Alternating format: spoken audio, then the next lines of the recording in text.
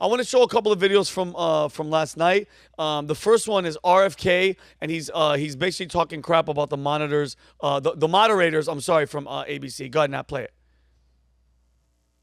Fortunately, we had moderators who were clearly biased, who were constantly fact-checking Donald Trump.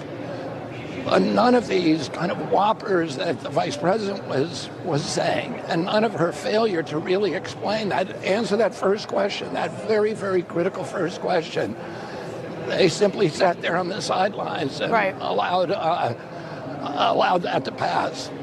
I mean, it's clear. It's clearly obvious that they were freaking just... The problem is, though, when people complain that the moderators were fact-checking Trump, people are going to say, oh, would you have a problem with fact-checking Trump? And on the one hand, they weren't even accurately fact-checking him. It would be one thing if he said something that was an egregious falsehood.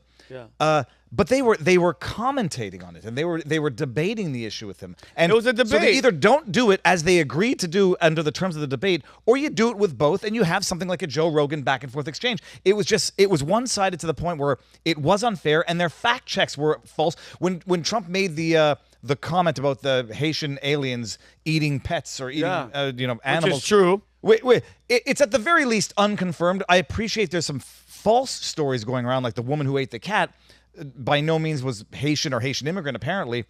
But it's at the very best a rumor right now, and it's much more than a rumor when you have people complaining in town hall meetings. No, that's what I'm saying. Okay, so that's my point. Why I'm saying it's factual. Why would three people go to a town hall and say... A black guy, by the way. A black guy and two white girls, and another one was on, like 5 of them I saw on X going, guys, across the street, they had a cat or a dog, but hanging by the branch, and they were like filleting it like you would fillet a deer.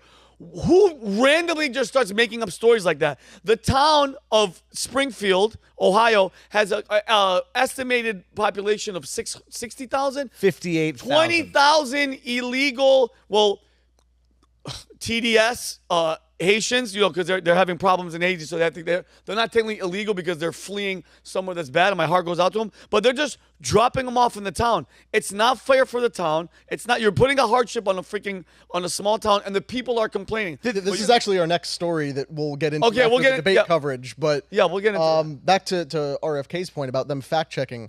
Like you said, Viva, there's nothing wrong with fact-checking Trump. If you want moderators to jump in real time and say, actually, that's false, then why did nobody call Kamala Harris out on bringing up the Charlottesville very fine people hoax Suckers again? and losers, which it has been debunked so many times that even Snopes now rates it completely false. The bloodbath she mentioned. That's right, the bloodbath. Bloodbath for the automotive industry. Or fracking, too. There's a video of her saying, I'll never be in favor of fracking in 2020. And the last thing she literally said, in 2020, I said I was in favor of fracking. Yeah, and that's the whole point, guys. And that's the point which Rob was talking about. Rob, when you said it's about, those people and the optics and whatever, do you realize how many people are not like us and they don't have to research the majority fact checking? The majority are going to go, wait a minute, he said there's going to be a bloodbath. They're going to be scared. Charlottesville, he said there's good people on both sides. Oh my God, what a racist. January 6th, she said cops died. Multiple cops died. Bullshit. Nobody died. There was one person that died, and it was Ashley Babbitt, and she was a veteran. There were 4 protesters that died. Ashley Babbitt, Roseanne Boyland,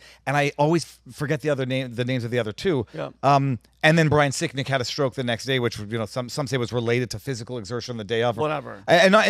But they said he was beaten to death by a mob of Trump supporters. New York Times ran that headline. With a fire smashed in the head with a fire extinguisher. They knew that was a lie from day one. That's the issue, is that it's fact check everybody or don't fact check at all and let the internet do it. But as it stands now, people are like, oh, Trump lied 4 times and Kamala must not have ever lied when she made the most egregious, demonstrable, Snopes confirmed lies. She's the worst, bro. And her neck, by the way, I'm not an appearance person, but her neck looks 40 years older than her face. If you look at it. How old is she? 60. Yeah, because I imagine that's what happens. I don't know if she's had face work done. If you're putting lotion here, get it on your neck. Well, she was like, I'm the face of a new generation. Like, not by much. Nat, right? No, but not get your neck, Nat. Get your neck. You know that. The face of a new generation who's been at the helm of the Biden administration for the last 3.5 years.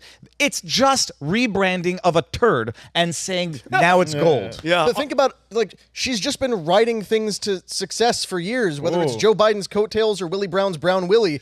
She made it all the way up there, by other people's success and influence. Well, my joke was that she's made it by screwing people. So she screwed Willie Brown, and then she screwed Joe Biden also, all the way to the top. Yep. So if you like this clip, click right here. And if you want to see more like it, click right here. Stay angry, Patriots.